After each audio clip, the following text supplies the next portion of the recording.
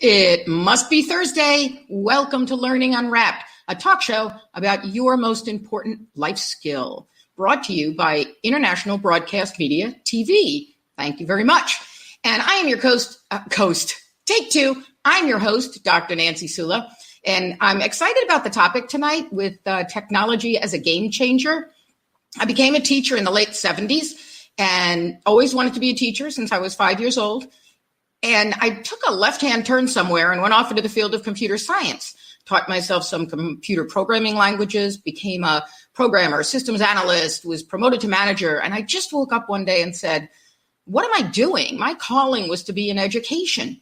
So I started looking around, and sure enough, there was a school district that was looking to introduce technology into the schools. I was just explaining to my guests here that we're having red tide down here in Florida. So if I have a coughing fit, they'll start talking. Anyway, I went to work in the Mawa school system in New Jersey, and I started to build a computer program there. And what I noticed was that in the business world where I was, technology was just infused into my day. I used it for communication, collaboration. We even had our own email system before email was email. And when I went back into the school, there were the computers back in, this was the early 80s. The computers were in a computer lab. They had a room of their own, a teacher of their own, a curriculum of their own. And they were really separated from what else happened in school. And I would walk around and see kids in classrooms just kind of looking at their teacher, listening. And I thought, you know what, this tool of computer technology has the ability to be a game changer in education. And I really set out to think about how that would be possible. So I designed this model framework, the Learner Active Technology Infused Classroom. And actually next week, the very first ever Learner Active Technology Infused Classroom, other than myself, will be on the show.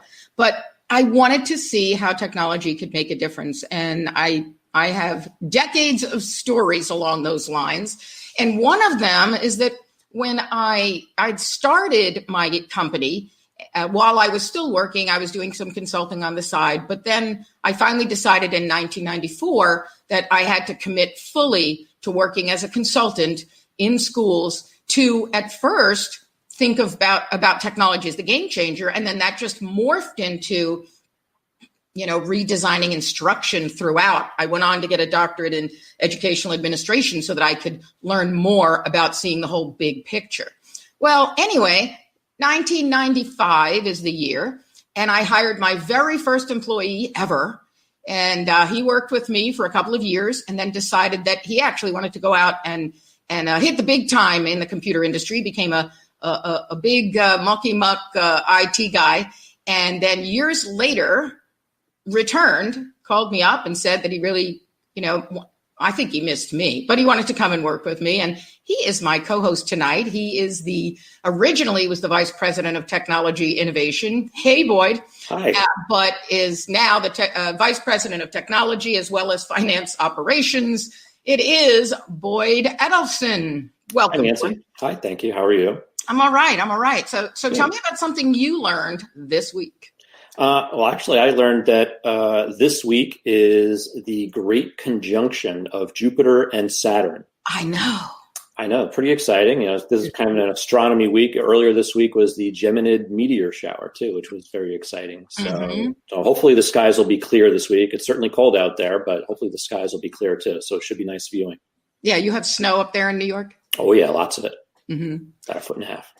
So we've got some fun guests, as you know, that we've selected for tonight.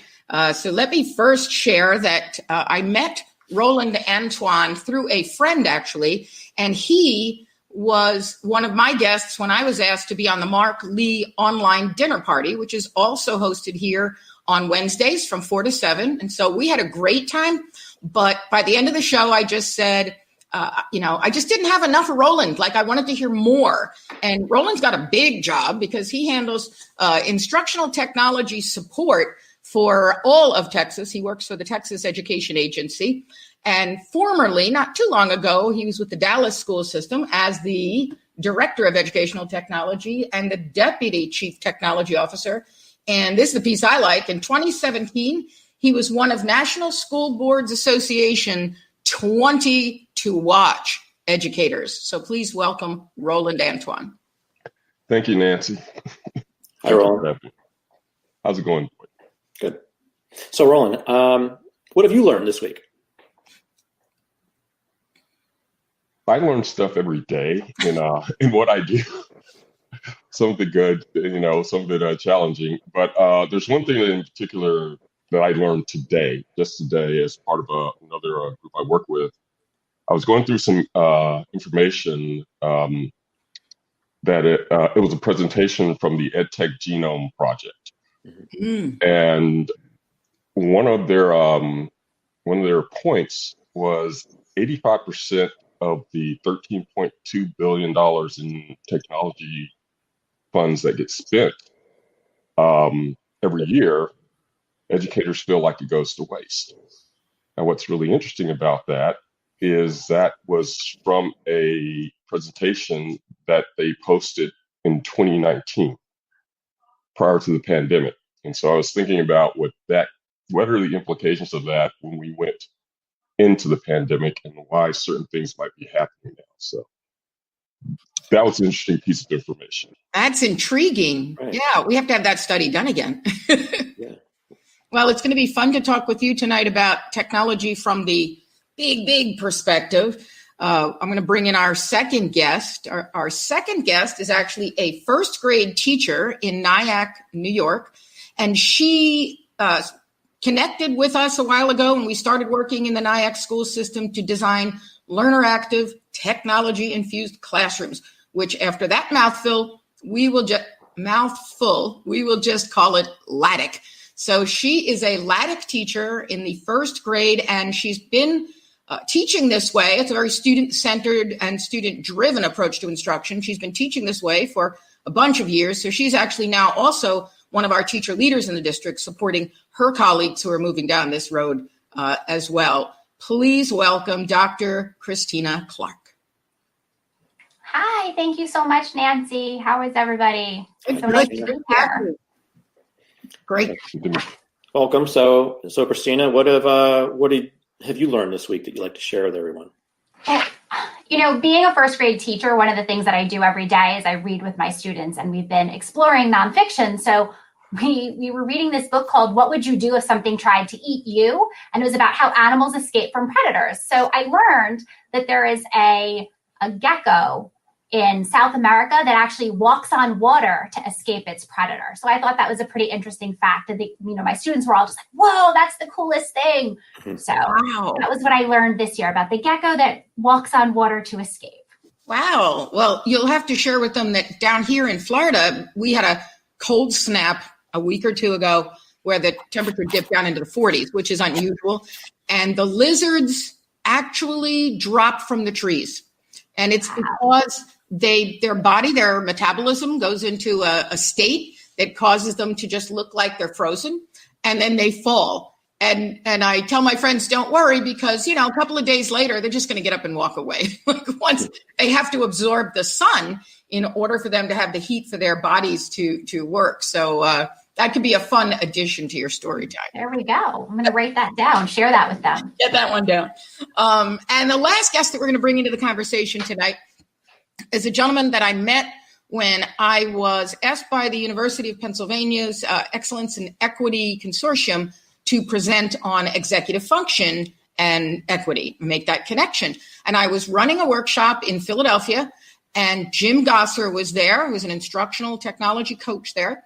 And all of a sudden, in the middle of the workshop, we got this huge blizzard that we were expecting, maybe a little dusting, but we got this blizzard. We're all still looking out the windows. And what I was pleased about was that Jim and his colleagues were having such a good time with me that they didn't actually want to leave the workshop. But we finally decided that post-lunch, we should just close it up. I ended up getting snowed in for another day, but Jim and I have kind of kept touch through texting now and then. So I'm very happy to welcome Jim Gosser to the table as well. Come on in. Hey, what's up, all? How are you? Hello. Good. Yeah, snowstorm. We met in a snowstorm, and is there a snowstorm today? It's crazy. That's true. So Jim, what have you learned this week?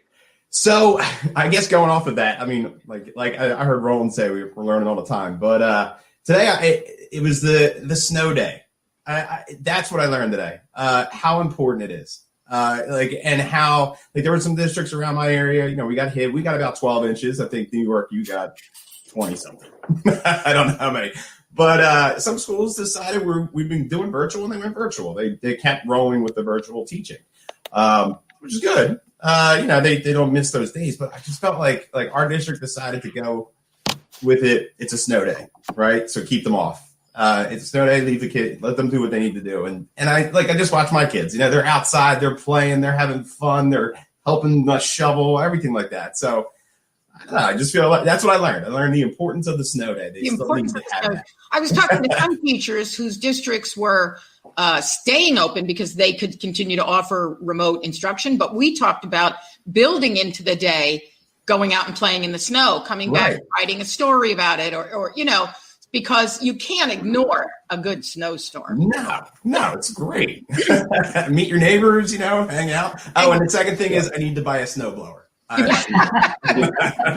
I heard it was quite a snowstorm up north. Yeah. So before we dive into technology, I did want to share some exciting news. My new book is coming out. It's in production now, but they actually have a cover, and it is called Reinventing the Classroom Experience, Learning Anywhere, Anytime. And the whole idea is it came out of this pandemic. If you use certain structures and strategies, and Christina can talk more about that, that work as well in school as they do at home, it really doesn't matter where your students are. So if they're coming back to school, you don't have to say, well, now that we're going to be in school, we'll learn this way. And if you're going remote all of a sudden, you don't have to say, well, we're going to go remote, so let's talk about what that looks like. It looks the same. And so that's what the book is all about. But I particularly wanted to bring it up during this show, because if you look at the cover art, a lot of times on books, they use stock art and put things together, put images together.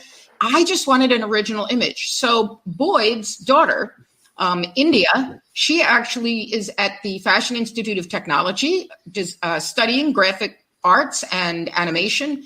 And she listened to me talk about this idea. So if you look at the lower left corner, this idea of all of the tools that we use in the classroom, the physical classroom as we knew it, and how we move toward learning anywhere, anytime. And I love that she took my concept and created this concept graphic where we move from the typical classroom tools to a computer, to then wireless, to then social connections, and out to the world in general. And so I'm very thankful that Boyd raised his daughter up well to be a very talented person and give me a very good price on designing graphics for me. Bargain. That's a great cover you got there. It was a bargain. It was a bargain. She was happy to do it. All right, let's start talking about technology as a game changer. Roland, I'm going to go to you first and ask you to talk about what you're seeing in the big picture in Texas when schools closed and open, and what we're doing, and how do you see technology being a game changer? Okay, I'm not trying to sound anti, but let me say it this way. Technology can be a game changer, but as long as the technology actually takes into account the what I like to call the human infrastructure that utilizes it. One of the interesting things that happened when everybody went remote was the agency went remote, and we were able to go remote in a week. We were able to continue to do what we needed to do without the slightest bump in the road, to the point of where we're still remote.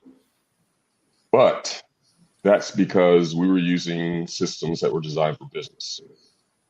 In education, what we are seeing is these systems, although they can and they do are able to make learning possible, they're not 100%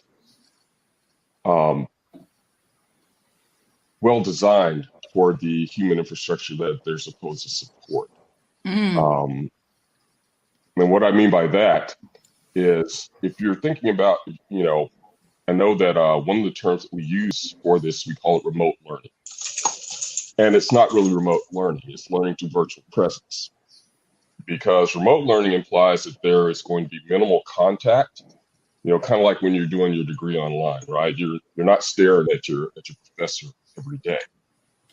But the way school districts are trying to work is they're doing it to where the teachers are supposed to be making contact with students every day. And so I love that phrase, learning through virtual presence. Yeah, because that's what it is. Because the point of it is to be able to create that same type of presence. Well, not same type of presence, but to create a level of presence that would be supportive enough to the student to help them move through their learning activities. Right. So it's a different paradigm, but we don't. The systems that we use are not designed to support that well. Right. And it's interesting because when schools went remote in March, the teachers, and Christine, I'll have you talk a little bit. I know you were just getting started with first graders, but the teachers that we talked to and heard from said that because they were running learner active classrooms, students are working on a real world problem they're trying to solve. And then they have activity lists that they use in order to learn whatever they have a felt need to learn. And then they've got an activity list that can give them options for learning, and they schedule their own time throughout the day. And they use the teacher as a resource, and they attend lessons with the teacher if they opt in to wanting that direct instruction from the teacher, or they engage with the teacher through a discussion, et cetera. And we heard that the shift over to remote was seamless. It was nothing. And I love that phrase. So I'm going to steal that, Roland, of virtual presence, because what that did was, like this LADIC framework allows the teacher and students to have this almost a virtual presence even when they're in the classroom together. If students need help, for instance, they would put their name on the help board and then the teacher would see that and at some point connect. Well, that works as well as it in school, and it works as well at home, because at home students just put their name on a digital help board, and then when the teacher is able, the teacher connects with them. So I love that idea of using technology for the virtual presence. So Christina, talk a little bit about, now your students were just getting started with LADIC in the first grade, but how did you see the shift, and how do you see technology as a game changer for them? Well, when things started back in March, I was teaching third grade. So they were in a little bit of a different place. Third grade in March? I was teaching third grade in March, and now I'm teaching first grade now. So I've been able to see both ends of the spectrum. So I love what you're saying, though, Roland, about it being more of a virtual presence, because back in March, we were able to shift and make these instructional videos, turn our lessons into, click and play, but kids still needed that facilitation. They still needed to touch base with the teacher. They wanted to talk to us. They wanted to ask questions. And having the ability to communicate like this allowed me to give that critical feedback that we know moves learners. So, we took what we learned from March, and now we transitioned to a new school year. And we're, my district, like a lot of other districts, are in this hybrid place where I have kids in person, I have kids at home, I have kids coming in, every other day and whatnot. And having the ability to communicate and bring all of my learners together has allowed us to build that community in the classroom that is so critical and important. Like, I run a morning meeting, we sing our songs, and that's how we get to know each other. Because, I have virtual kids that haven't been into the building all year. And it's important that those kids feel like they're a part of my classroom environment as well. I have the ability then to conference them or do guided reading with them. So they're getting all the experiences that they would get in a brick and mortar, but now just in a different way.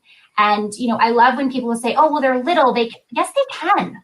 Kids can do whatever we tell them that they can do. Like, kids just need an adult to believe in them. I have a firm believer that, if you tell kids the sky's the limit, then they're going to reach the sky. And one of the things that I was so happy about being moved to first grade was was to show people that yes, kids can be in control of their learning. My first graders, they get a digital schedule every day. You want to do math first, you go ahead. You want to do reading first, you go ahead. Here are the times you've got to meet with me. I mean, they even know how to share their screen, or, they're sending me videos. Look what I did. So it's just, we just have to believe in kids, and they will really rise to that occasion for us. I love that phrase. I think we need that up on the screen of kids just need an adult to believe in them. That's a wonderful thing. And I know even kindergarten teachers were saying to me when we were training them in the summer as to how to run hybrid, and even in March, April, May, when we were helping teachers kind of get through remote times. And there was that thought that, but the kindergarten students, how are they going to? And I was like, kindergarten students don't even know what school looks like. So this will be all new for them. And trust me, I'll be in a Zoom call with one of my consultants who has a young child, and there are several of them who do. And, in the middle of the Zoom call, the 3-year-old is coming over with like, Ma, can I have your phone? I want to play this. And they take the phone, they go off, they navigate their way. They do better than the adults do. So we definitely don't have to worry about the kids in terms of knowing how to navigate so much. I'm going to say that with a caveat. If you live in a household where you have access to that kind of technology, you're fine. But there's an equity situation too. And that is that if you don't have access to that kind of technology at home, then it is a little difficult for you to suddenly be on your own. So we'll spend some time talking about that too, as to how we bridge the equity gap with technology. But Jim, I want to hear from you. How have you seen technology as a game changer? Oh, a lot. Well, first of all, Roland, when you said virtual presence, I think you hit the hole. We were hashtagging that out, I guess, right? But I've seen all that. There's so many things with the tools that we have now that a lot of teachers were hesitant about in the past. And I, of course, the pandemic was bad and all, but I've seen so much that has been done. And like you were just saying with like kindergarten kids, you should see the stuff they're doing. It's amazing. They're making videos. They're using green screens. They're looking this stuff up and finding out answers to things at such a young age. And like Christina, you said you teach first grade. I bet you're seeing all kinds of new things that they're doing, and they wouldn't be able to do that unless they had this tool, right? Unless they had the technology to do it, and now they do. And like you were saying with equity, do they have the devices? Like that was one thing we tried to make sure they already have a device. Does everybody have what they need? Things like that. But once those kids got the tool in their hand, they just went at it. They made just some of the stuff that's coming out. Even for example, we've had some students making little videos to instruct the teacher on how to use, say, Zoom or our math program. I just got a video today from a student that the teacher was having an issue with the math program, like how they're supposed to click on things. Well, the student made the video, so, and then sent it in to the teacher, and the teacher sent it out to the students. So it was like, they make it instead. So you're just seeing this improvement over time of students just going at it, and not being just, spoon-fed in a way. They're just like, okay, go do what you do. Here's the tool. What can you do with it? And they're showing us some amazing things. That's what I've been seeing. That's cool. That's that game changer. Technology is the game changer. Right. Now, you brought up there, if you watch the intro, for those of you who were here to see the intro, I talk about, we put up in the intro, the power of engagement, empowerment, and efficacy, because that's what I'm all about. It's like, how do we design classrooms that engage students, empower them, and create them as more efficacious learners? So I'm going to start asking the guests to share stories they have of where they've seen that technology has engaged students or empowered them, helped them to become problem solvers and success.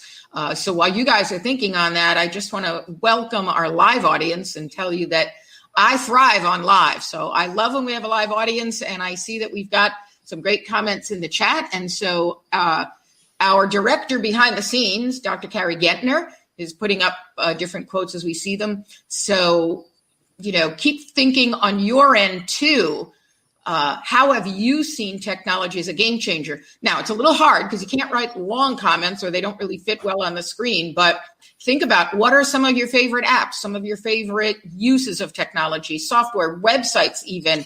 And if you just put them in the chat, we'll bring them up too, because my goal in this show is to create a conversation between the people that are on screen and the live audience at home. So thank you for being here. Love you for that. And let's go. Technology, engagement, empowerment, efficacy. Pick one. Who wants to start?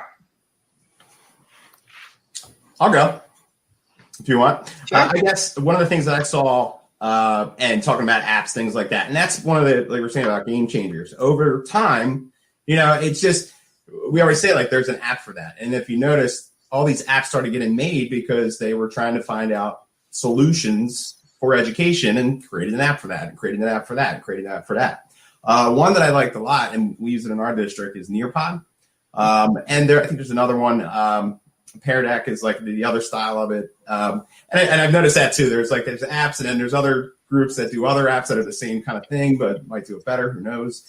But the reason why I like Nearpod is I always say to teachers when I was instructing new teachers, all right, have you ever in a classroom asked a question and asked students to raise their hand, right? And you only get one answer, right? Okay. Right. Pick that student out and answer it. Well, I was like, well, why don't you try Nearpod now? Instead of having to answer from one person, now you can get everybody's answer, so instead of just one. So that was like one app that I loved because of that fact, it was easy to get everybody's opinion, everybody's answer to it rather than just one student, so that was good for us. So we started running with that at my district. So there's one. Well, the interesting thing is, students and teachers, students and adults alike, I should say, follow this. We use the Myers-Briggs personality inventory, and some of us, like myself, are very extroverted thinkers, which means we kind of think with our mouths. So I will just start talking, and then while I'm talking, change, and you see kids like that in the classroom. But there are others who are introverted thinkers, which means they like the old E.F. Hutton commercial, they like to think through it before they speak. And I will say that I am a flaming E, and my co-host here tonight is a very deep I. So Boyd won't get a word in edgewise unless I say so. I'll have a lot of great ideas to share after the show, though. So go ahead, share some with us now, or questions, or. Okay, actually, something I'm thinking about, and Jim brought it up about students being able to volunteer, and it goes back to my business experience and that of networking. I love networking, and I think one of the biggest game changers in ed tech, and it's something that I saw when I came back to ed tech after being away from it for like 15 years, is how networking has changed everything and brought collaboration to like a new level. And you don't even have to be remote. Even before the pandemic hit, and even before we were put all out into our individual homes, real incredible collaboration was taking place in the classroom. And that was enabled by technology, the sharing of ideas, the collection of ideas, and they're not lost. They're recorded, they're stored, they're able to be built upon. The collaboration has taken things to a different level. And now that we're in a anywhere, anytime kind of world of learning, it's growing by leaps and bounds now. And I think lots of teachers who were originally afraid, going into this, they might have been reluctant to use it. It's pushing the limits now. They're really being forced to come up with some really great ideas. Thoughts about that, our guests? You go ahead. Well, I was just going to say, I definitely think that technology aids with collaboration. My students used to publish a newsletter every week for parents, and, they'd all be in one Google Doc, and all right, I'm going to take social studies, you take science. And by the end of, on Thursday, they'd start, by Friday, it'd be ready to be published and sent home. And it was so great that they could do that. But I think also we need to think about how we're purposefully using technology. And just because we have all of these apps and things, right, making sure that we're using them the right way. One of the things I found that was really great during all this was still encouraging my students to use paper and pencil, trying to get them to write on the screen, to solve a math problem. It's like, wait, just here, take a piece of paper, hold it up to your camera. Okay, show me that you solved it. So we think even using some of those integrated apps, or using the tools that are already there and not making things more complicated just because, we have this app, let's use it. Like, still write on a piece of paper, but use use a document to put all those ideas together. It's easier to revise when you can just cut and paste rather than, erase. Or I remember when we used to cut the paper up and, retape it and glue it into places for kids. So Right. There's so many opportunities, but let's also keep a little of what we used to do with the physical world. Let's not lose the physical world for the virtual world. I saw that Lauren. There was a comment up here from Lauren that her kids were writing their spelling words in the snow. I like that. Sight words in the snow. It's a perfect thing. All right. What else? Well, what I was going to say is that in order for technology to be used successfully, teachers have to step back and actually let students engage with it. Back in a billion years ago, when I was just a technology coordinator, I was working on a project where we were introducing Chromebooks to a specific set of teachers. And I had a couple that did not embrace them as readily as everyone else. So to help them out, I told them that I would teach their classes together, both their classes together, all day for a day, and show them how to do this. And basically, it was a collaborative activity with these students, because one of the things I told them, I said, now that your students have this, you never have to create a presentation again, because they can do it. All you have to do is give them a framework. And that's what I did. I had students in groups creating a presentation about, I forget what it was, taxonomy. That was it, taxonomy. And so part of that was when I would present the task, I made an error in the structure, knowing that someone was going to find out because they're going to go look it up. And in every class they did. Now, the cool thing about it is by the time I got to the last period, one of their classes, I guess, had the same teacher for 2 periods. I had one of the students ask me if they could teach it. And so I literally went and sat down in the back of the class and let the student run the classroom. That's empowerment. That's awesome. So the question there is like they still learned, although I didn't teach them anything. I made them go find it. And they were occupied the whole period.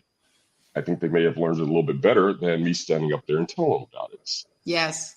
But that requires a willingness to let go of some things. Yes. And I think part of the challenge that we've had with learning in the virtual presence era is that people are taking how they would normally approach instruction, which may not be completely student-centered, and trying to make that happen in the virtual presence world. Right. Like I've heard tales of 50-minute Zoom lectures and things of that nature. I'm like, how can anybody talk across Zoom? I mean, who does that? But apparently it's happening out there. So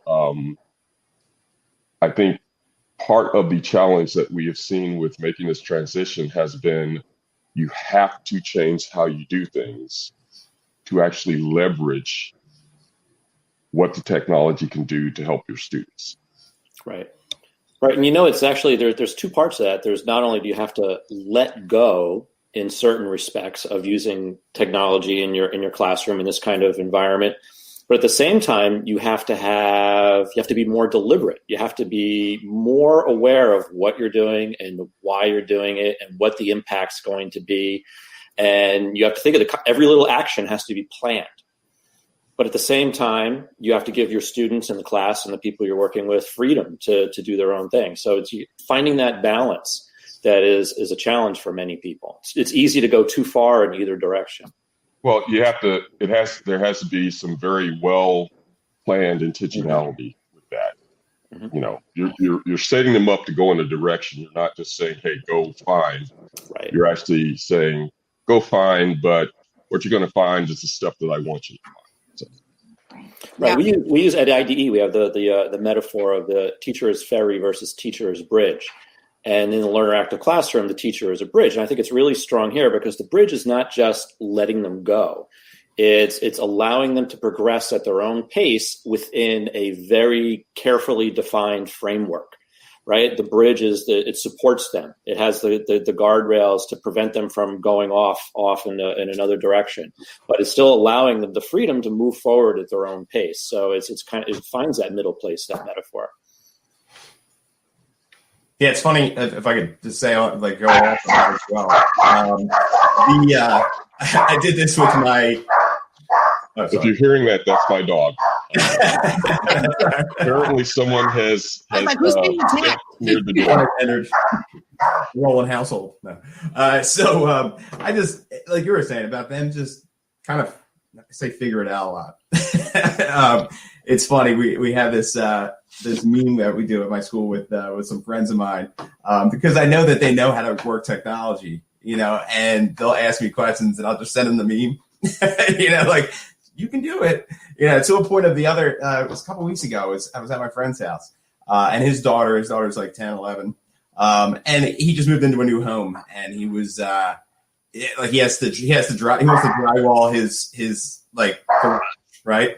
And we were just talking and I said to him, she could do it, you know, let your daughter, try it out. He's like, hell no, what are you talking about? She'll never be able to do that. I was like, hold on a second. I was like, and then I started just asking her questions. I'm like, okay, how do you drywall something? I don't know. And then what did she do? Googled it. She Googled it, right? And she looked it up and she saw the steps of it. And we were going to this conversation. I was like, this is how they're learning now. You know, like they're finding the information out. Like, don't think that they can't do it. They'll find it out. You know, let them try. And not that she was going to. Maybe she drywall in the house now. I don't know, but you know, but that's what she did right away. Her first thought was after I asked her that question, here I go. Yeah. So yeah, that's a game changer. Where we're building a shared repository of human knowledge. Right. It really is. You search for a video of how to drywall. You're going to find contributions from people all over the planet. All over. Literally all over the planet. Somebody's got an opinion about their particular way or their particular method of using drywall, right? And you find what you like, you know, from there and learn from it. Yeah. And we need to encourage the kids to do that. We need to encourage them to be able to find their way. As you said, I like, you know, with the limits, I think of it as a swimming pool. The classroom is a swimming pool. Mm-hmm. It's like there are edges around, but while you're in the middle of that pool, you can go anywhere. And that's what you want to do. All right. Now, I do need to take a break here to basically thank International Broadcast Media Television because I am grateful to have this show, this platform, to bring good people together to talk about unwrapping learning and figuring out what does learning look like, whether you're the youngest, the oldest. We're going to do a show on pets as well. And my producers, Nick and Kim, thank you very much for producing and creating this fabulous network.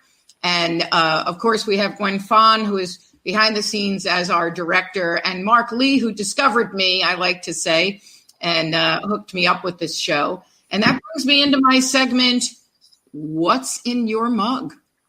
So today, I have a mug that's going to be hard to read, so I'll read it to you. It's a good tech mug. It says, sorry, but your password must contain at least 8 characters, upper and lowercase letter, a symbol or number, a hieroglyphic, a haiku, a musical note, the feather of a hawk, and a drop of unicorn blood. And isn't that the way you feel these days when you're trying to create a new password? And just when you thought you knew how to create passwords, they come up with something new you have to add into it. Or no, you can't use this or that or the other thing. Now, as far as what's in it, today I have gone with a wonderful organic coffee. Let me get that in the middle there. Equal exchange called Mind, Body, and Soul. So that's my coffee for today. That's what's in my mug. Jim, let's go to you. What's in your mug? Well, I got this mug. So here you go. It says life begins after coffee. It's actually my wife's. So I make sure I talk to her after her coffee, her mug. And what I have in my mug actually is a friend of ours gave us an espresso machine. It's awesome. And it comes with like its own mixes and all. There's this mint coffee that just came out with it. It's so good. So nice. Yeah, really good. Flavor going. Yeah, right. Boyd, what's in your mug? Well, I have my IDE mug, of course, from our holiday gala. And on the other side is our summer logo from 2018, Changing the World. And in it is Arizona green tea. Ooh. Nice. One of my favorites. Yep. Amelia, yes, it's great. We've got Amelia's drinking Nespresso. I saw some hot chocolate and marshmallows go by. Some soup. That's a good one. Chamomile tea. Let's see. Dave says his mug simply reads Yeti, and he's drinking Columbia Supremo from Trader Joe's. All right, Christina Clark, what is in your mug? I have some peach tea in my mug with a little bit of honey. And hold that mug a little higher. It's a gift from a student teacher. That's a good one. That's a good one. All right. And Roland, we didn't hear what's in your mug, right? Well, I'm boring. It's just water, and it's a Starbucks mug because I think my kids stole my Google mug that I got while I was at Google, and they don't understand what the significance of that is. So I can't imagine they did that to you. That's well, water is good for you, and I would never call Starbucks boring, especially on international TV. Just especially that batch of water because it's got extra edgy hydrogen in it. Oh, you're going with the special water. Yeah, special water. I like that. Better hydration. Yes. Wait, who has unicorn marshmallows? Ooh, Christina Chapman, you've got unicorn marshmallows. I want me some of them. My address is. All right, so let's see. We all hold up your coffee mugs and cheers to all of the educators out there and the parents and the kids who are using technology as a game changer. Appreciate that. Let's keep going. Boy, that was your cue. Oh, that was my cue. I see. Okay. Well, I'm thinking back about game changers, and we were talking about collaboration, and I'm thinking back on Roland's comment from the beginning of the show about virtual presence. And are there any technologies out there that anyone's encountered that is helping in this regard? Nancy and I and everyone at IDE, we found a product called GatherTown, which we find very exciting because it's kind of it's a game changer. It's a game changer because it's like a game is what it is. It allows you to walk around like in a video game like Minecraft, and once you walk next to somebody, their face appears on the screen and you can have a video conference with them. And it really feels like you're there, like you're walking around, and you'll just walk by somebody and you can have a conversation. You can even eavesdrop on people if you wanted to. You could be hiding behind a plant on the screen and be part of a conversation. But the cool thing about it is that it really does simulate the idea of presence. It kind of lessens that separation that this barrier of a screen can create sometimes. Yeah, and we, after our consultants had to reinvent themselves in March, our consultants would go into schools and meet with teachers like Christina Clark, and you guys would brainstorm together and, redesign the world. And then all of a sudden we're remote and we're connecting with people remotely, and you're on Zoom all day long. And, you see people like rubbing their eyes by the end of the night because it's really, you get Zoom fatigue. And not to take anything away from Zoom, because I love Zoom, but it does wear you down to be on camera all day. So we wanted to do in October, a 2-day retreat for our team. There's 29 of us. And one of the consultants had found this GatherTown, and it's gather.town. And you go in and you create a venue. So we ended up creating a venue that's an office, and it has a cafeteria. It has conference rooms. We added onto that a castle, complete with a moat, and Boyd put a sea monster out in the water for me. And then we have a bar and lounge, which we use for Friday night game nights. And then we have a beach. And so we ran this day, and it was funny because our little avatars are running around going to different sessions, and all the consultants held sessions for one another. And we had yoga on the beach, and we had a meditation on the beach, and we had salsa dancing, and we had all kinds of fun things going on. And at the end of the day, people were saying, like, we don't feel as exhausted. And one of the consultants, I had to watch my language here because it is TV. And I was told that Carrie backstage doesn't have a little censor bleep to cut me out. But so one of the consultants, who's probably about my age, and, you know, we hang out a lot. And she said to me, no, what's so great about this is, like, you feel good because you're actually up and moving around all day. And I said to her, you haven't actually got enough of your fat blank all day. And we laughed so hard because we said, you're moving an avatar around psychologically. You feel like you're moving and interacting, right, Boyd? Right. It creates that illusion, and it's almost like the real thing. Yeah. So we've actually now created a professional development center, and we're running professional development there. And teachers and principals are coming and saying, I had one superintendent. I said, well, let's just meet, because I also have a sales office on the beach. And we walked down to the end of the beach, and, you know, he was very stressed because of everything going on with COVID. And we sat down on these 2 chairs by the beach. And when you get down to the beach, you actually hear the surf.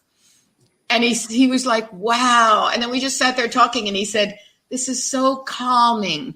And so I think that I've been talking with the gentleman who created it. They are a couple of students who graduated college in 2019, and they have created something I think is going to be a game changer. Mostly right now in business, they really aren't positioned to have children in there. You know, there's all sorts of privacy issues, but I'm working with them on that, because I said, can you imagine, Christina, running the Learner Active Classroom where your kids could be avatars running around? Oh, I'm already all over the avatar thing. You had me at avatar. I mean, wait, I could be in a digital world, and there could be, you know, whole gamification is my thing. So you have to, the next time an ID consultant is coming to NIAC virtually, you have to say, I want to meet in your GatherTown PD Center, and they'll give you a tour, and it's really fun. And you can interact with interactive whiteboards, Google Docs, you know, video. You can put all of that in there, and you just click on it. We actually hid, I don't know, you know, a bunch of different $50 gift cards from Amazon. And so if a consultant was walking around and they see something to click, you know, they click on it, and because when you get close to a document, it lights up. So they would click on it, and then they would get all, like, it would say, congratulations, you've won a gift card. Go to the podium and announce it to everyone, you know, I want a gift card. Well, at that point, all of the consultants are now looking for gift cards. And there was one point where we were switching to go to another session, and Tanya, our executive vice president, and I were standing by one of the doorways, and the avatars are just all running around. So as they get close to you, you know, the cameras come up, and we said, do you need help getting to your next session? And they were like, no, we're just looking for gift cards. And everybody's like running around. So it was a game changer. And tomorrow we have our holiday team meeting, and we'll be back in GatherTown for that. But we actually now work in GatherTown. If we're not working with clients, we're in GatherTown, and we can walk up to one another sitting at a desk and engage. It's a game changer. Okay, I don't want to get too far down that road, because we'll try and get them on. But it always amazes me how quickly this time goes. Let's go back to engagement, empowerment, and I hope you guys are seeing the comments. That, you know, we're getting lots of comments from our audience. Thank you so much, guys. And just keep them coming. And if you have any questions for our guests, or questions that you would like us to run by them, throw it in the chat, and try to come up with some real hard ones for us. And then Carrie will post them. But let's get back to engagement, empowerment, efficacy. Tell me another story. Well, I think one of the things that's really nice about this digital shift is the portfolio that it creates of students' work. You know, whether you're using Google Classroom or Seesaw or Schoology, you know, kids now, like never before, have everything right there for them, and they can see their progress. Where sometimes, you know, children don't see the progress that they make over the year. They don't see the progressions of their writing or even their ability to solve math problems. And now it's all there for them, and they can go back through it. Like I had a student that was celebrating the other day, you know, because he looked through his his stream on Cecil, and he's like, oh my goodness, I've done like 200 things this year already. That's amazing. And like, he was so proud of himself, and he was, up and celebrating. And I was like, that's awesome that you're celebrating all your good work. He's like, I'm getting smarter every day. I feel my brain's growing. And it was just like, but it was just the cutest thing. So like, even just having that piece where they can see everything that they're doing is so empowering. And then they're like, wait, if we can do this much, we can do more. That's a great one. Yeah, that's true. I love it. That's like badges. Is anybody using them in their classrooms? The badges? Yeah, that's been huge. So again, game changer. Giving out digital badges to kids, and they get those, and they love getting them. Yeah. The other thing I saw too on the comments is it was like Michelle O'Sullivan. I don't have to bring that one up. It was like the teacher's fear of technology held back students. This pandemic has really forced these teachers to face the fear. I just felt like that was something that did come out of this a little bit. I feel like we were transitioning prior to the pandemic, of getting there and learning more about the technology and all this, and teachers were starting to grasp it. And then, yes, like this hit, and it was like, okay, I really need to do something, and it did kind of force their hand a little bit.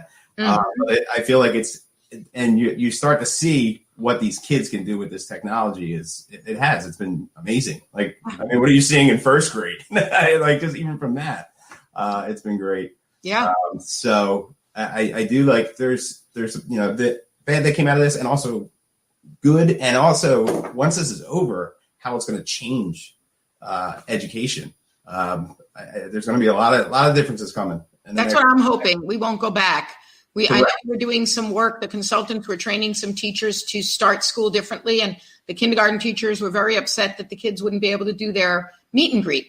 And the consultant really walked them through how to create a digital meet and greet, and came up with all these ideas, and the kids could use Flipgrid to make a video. And after about 2 days, she said she heard one of the teachers say to the other one, even if we go back, fully in person, I think we should still do the digital meet and greet. And to me, that's a game changer. That technology, if you get used to doing something during the pandemic, during remote and hybrid instruction, and you carry that back in the classroom to say, no, this could really be a game changer. That's powerful. I saw 2 questions pop up. So Carrie, put Shane's up, and let's see, who wants to, maybe Roland, you want to take a stab at this? Create the ideal, because, I know you're doing some innovation work here. Create the ideal ed tech platform. What would that look like? And then I'm going to ask my other guests to weigh in on that. I wouldn't. And here's why I say that. I see you always. Here's why I say that. The ideal ed tech platform, as far as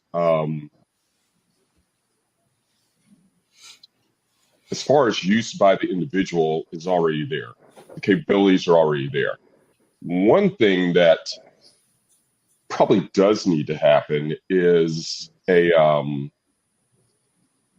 system that could coordinate schedules for virtual presence. One of the interesting things that came up in some discussions, which in friends still work for large school districts, is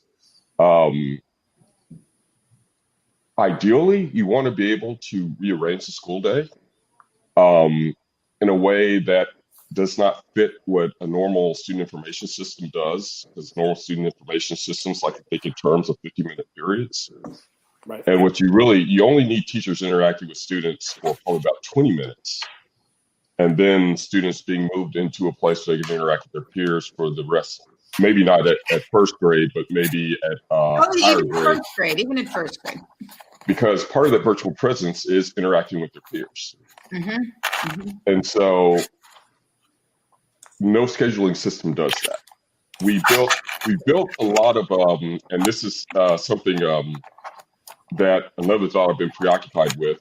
Everything that we built has been designed for face-to-face presence. Even the technology has been designed that. We have in K-12 have never thought about what do we really need to be able to to make things work for students who are remote.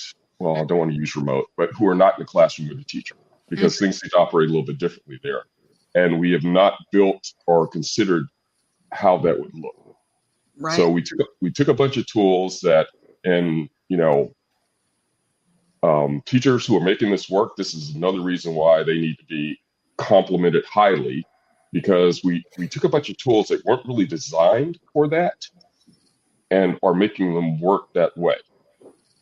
But we really need to think about, okay, how do we make this work? Because if you can make virtual presence instruction work, then you can do some interesting things with that. Like, for example, at the high school level, back when I was the director of education technology, we also supported the computer science curriculum. And one of the interesting things that we did, besides starting to introduce it at the elementary and middle school levels, was we wanted to expand it at high school, but we could not find teachers that had those skills. I floated the idea of, well, we have video conference systems, right? So why can't we have a teacher at one school teach students at many schools? Now, understand this was 2013 and it totally freaked people out at that point. So it didn't go over very well because what? Teach the kids. Said, yeah, you're going to get a group of kids. They can have a room in the library and they can just interact with the teacher from there, all the way across, the city. So that didn't fly, but it can be done. Yeah. And that way you can, students that may not have access to certain classes in their district or in their area could actually take those classes with teachers in other places. Mm-hmm, mm-hmm. But we've not really thought about how do we make that work, and how we build tools that make that work very, very invisible. So the perfect EdTech platform is one that is not one, because it's basically leveraging what already exists, but in a way that makes it easy for things to be scheduled and for teachers to be, I'm going to use this word because I can't think of a better one right now, distributed in a way to where they can interact with students at an optimal level. Yeah. I've been talking a lot about this idea of learning anywhere, anytime. And, if you really think about it, even if schools could go back fully in person at some point, I think we need to hang on to this idea of hybridity, because think about this, and for the parents who are out there, how you want to be able to go on vacation at a time that's not necessarily when the entire world is at Disney. Talking to you, Tanya, you want to pick another time that you can go. Imagine if you could leave school at any time and your child could still connect, could still be a part of that, could still learn. I know, for instance, when I was living in New Jersey and I had a place in Florida, wouldn't it be nice to go and spend winters in Florida? Well, if a school would allow your student to now connect virtually, you actually could. And what about students who are on home instruction or in a hospital, et cetera? We now have the ability to not have to have a different program for them. It's just learning anywhere, anytime. And I was talking to a superintendent the other day and I said, well, now that you've figured it out and you can teach, we can teach learning anywhere, anytime. Have you thought about the ability to enroll students from around the world in your school? And there was that, pause, because schools are so geographically bound right now. And I know that they have opened up to tuition based by, somebody from a neighboring town could come. But literally, if we could get through, again, the policies and the way we set up schools, you really could have people from around the world joining in and being a virtual group together. So if we can dream it, we can do it. I'll play off that. Mm-hmm. Let's put up, we only have like a minute left and then we're going to have to get us out of here, but we can roll over just a little bit. Enough to put up Mark's question. What app that exists now would you have used significantly if it had been around when you were a child? Jim, what app today would you say, I wish that was around when I was a kid? YouTube. The reason why, I learned so much from YouTube. I do. You know, like everything I do to my house, things like that. I watch a video, I do it. You know, if I had that when I was a kid, all kinds of stuff. Or making my own. Or making I'm right there with you, Jim. I'm right there with you. Well, that's what we have to realize in education, that everything you need to learn is on the internet. So the role of teacher as presenter of information has to leave. Instead, teachers need to be facilitators. And if you think about it, what you don't learn on the internet is deep analysis, is the discussion, is the pulling apart, synthesis, and putting back together, synthesizing. There's so much that teachers can do with kids. It's kind of like, go off and learn a little bit about this, and now let's come back together and dive in. And that's what my new book is about. It's 5 different ways of synchronous engagement that teachers should use, and none of them are teach a whole class lesson. So you got to have to read the book to get to that. All right, app, something that exists today. Christina Clark, from your childhood, what do you wish existed? Of course, Christina, you were a child yesterday, but go ahead. Well, not quite yesterday, but I definitely would go with YouTube. But I think I probably would have done a lot of TikToks if that was around, because I would have been all over like the dance moves and stuff. That would have been my thing. That's cool. Totally would have been my thing. All right. And Roland, what would you use? I'm with Jim. YouTube has literally saved me thousands of dollars in auto maintenance costs. And, really. But so that poses an interesting question: is how do you start to leverage informal learning? Leverage what? Informal learning. Yeah. Because kids are learning stuff from YouTube all the time. Mm-hmm. Well, that's I don't have that answer, but that's the question.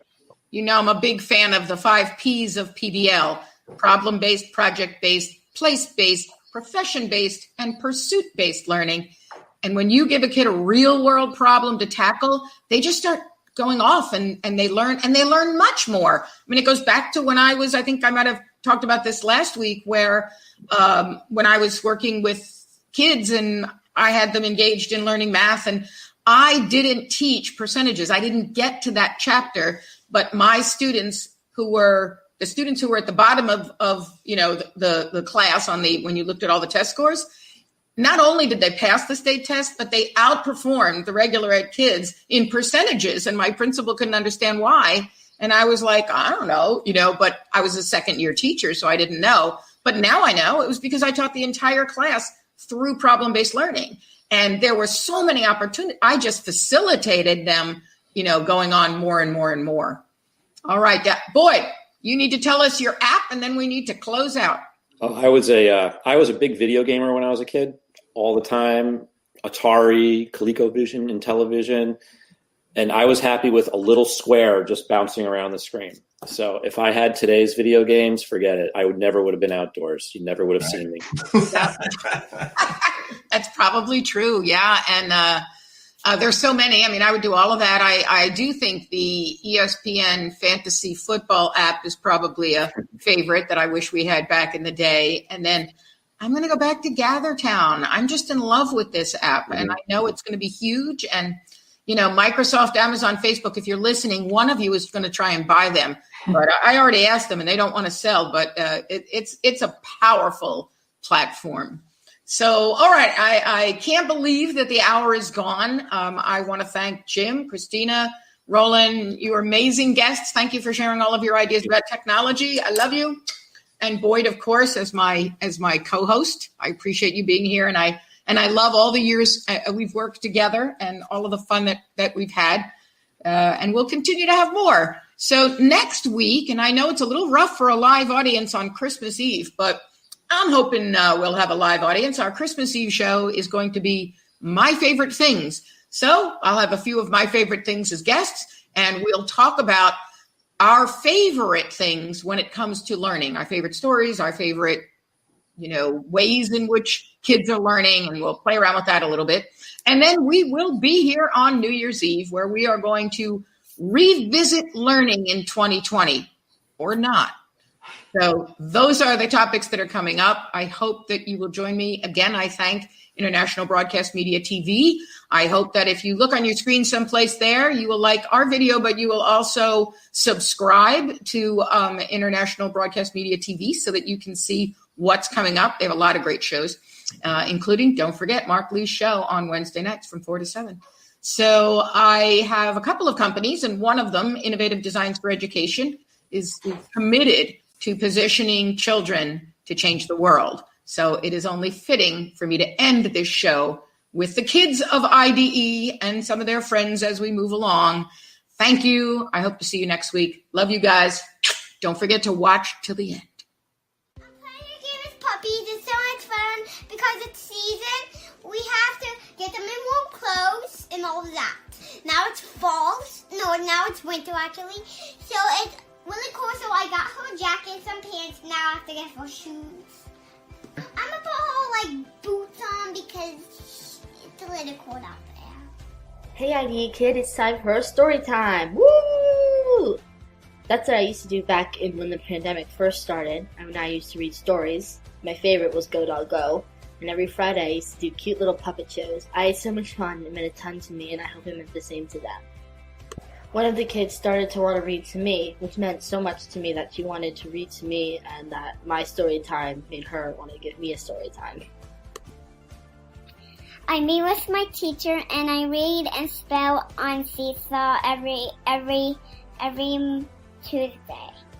I like to do my Seesaw homework and learn and play. Thanks for watching Learning Unwrapped. Tune in next Thursday to talk about Dr. Sulla's favorite things.